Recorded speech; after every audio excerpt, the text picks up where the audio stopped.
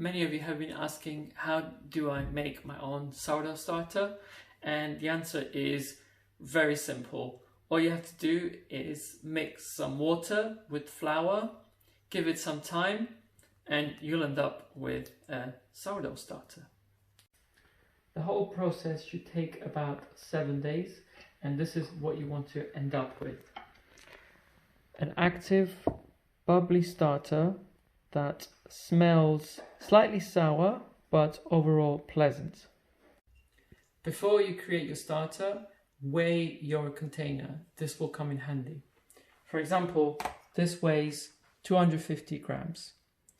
That means that when you weigh your starter, for example, this weighs 450 grams, therefore I know that in here there's about 200 grams of starter. This will help me figure out how much I need to feed it. It's day 1, so we're going to put 30 grams of flour with 30 grams of water. That's about 3 tablespoons of flour.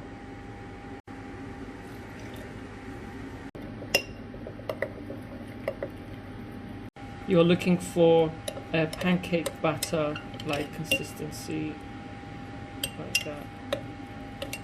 Cover it loosely with plastic wrap or a cloth and let it sit in a warm place for 24 hours. The main thing is that it can breathe.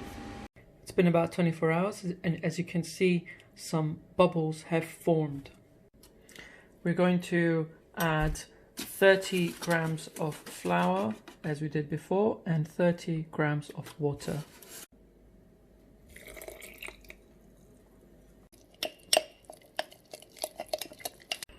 Again, this is sort of consistency that you're looking for. And again, cover it with a cloth or a plastic bag loosely and let it rest for 24 hours. Just a sneak peek 9 hours later. As you can see, bubbles are forming, which is looking very promising.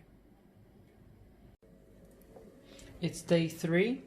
And as you can see, it's nice and bubbly. It has risen a lot.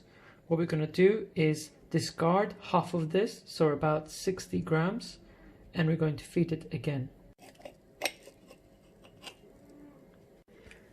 Again, we're going to feed it 30 grams of flour or 3 unheaped tablespoons of flour. At this stage, the starter will no longer smell like flour and water, but at the same time it's not going to smell like a sourdough starter, so it's somewhere in between, which is fine. We're going to mix this all into that familiar consistency and we're going to come back to this in 24 hours. Day 4, and as you can see, there has been plenty of fermentation happening over the past 24 hours. There is this liquid on top, which is called hooch. You can either mix this back in or pour this out. Basically, if you keep it in, it will make your sourdough starter more tangy, a bit more sour. I personally will pour this out, and I will also get rid of about half of the starter in order to feed it. At this point, it should smell sour but pleasant, not pungent as it did in day 2. Now we are going to feed it again as usual, 30 grams of flour and 30 grams of water.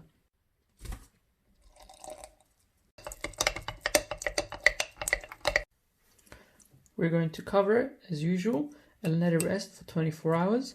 We will do this again for days 5 and 6. We want the flavor of the sourdough to start developing, and then from day 7 we'll start to bake.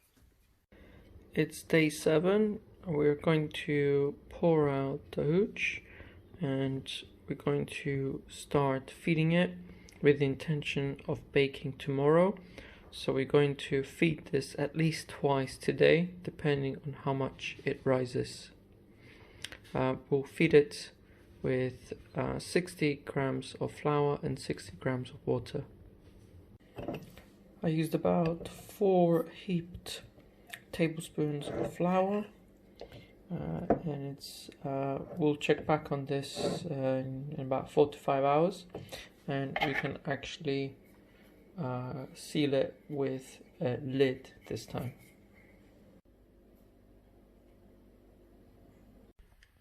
It's late afternoon now, and as you can see, it has risen significantly and is nice and bubbly.